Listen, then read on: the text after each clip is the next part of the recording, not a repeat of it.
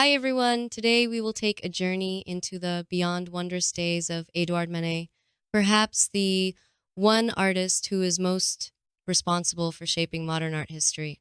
If stories about creativity, rebellion, and the birth of new artistic movements appeal to you, you're going to love this. Now, let's delve into the matter. Early years, seeds of rebellion. Édouard Manet was born in Paris in 1832 into a fairly wealthy family.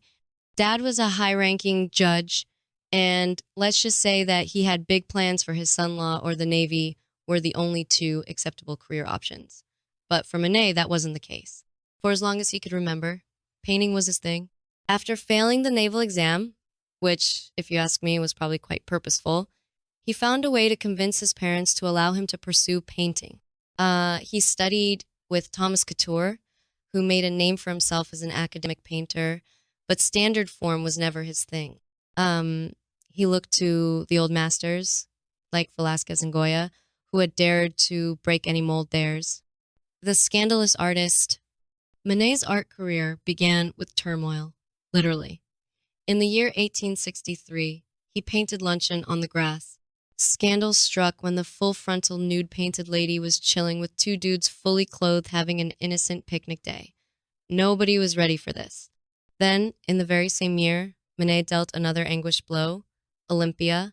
The painting shows Venus as a modern, confident woman, a huge offense to classical values of beauty. The critics went for him, but Manet didn't care. He was setting the art world upside down, painting modern life.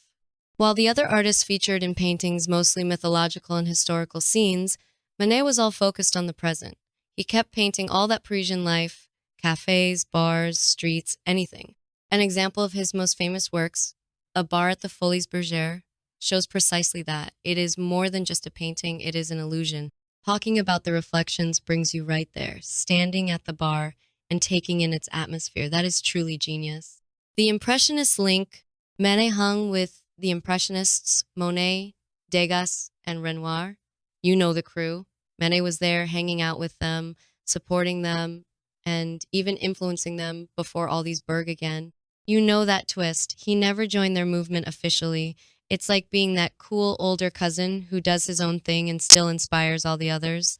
This was the same during the 1870s when he was doing a lot more with plein air long before any of the Impressionists took it up as a movement. Works like Argenteuil demonstrate how he progressed even over this period. Personal life, love, family, and struggles. Just as interesting as his artwork, Manet's personal life also comprised many things.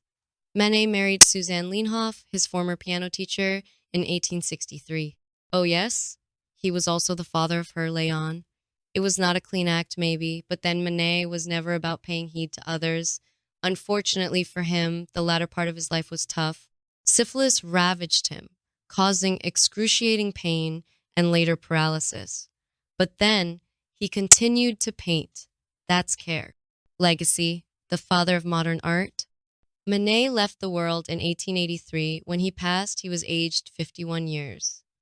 And so, even by then, the impact he had left was eternal, because he challenged, broke, and paved the way for modernism. Born and bred into millions of artists, his work was celebrated and relished in museums all over the earth. He was not an artist, but rather a revolutionary. And that's the tale of Édouard Manet, a real icon who very much changed the art universe.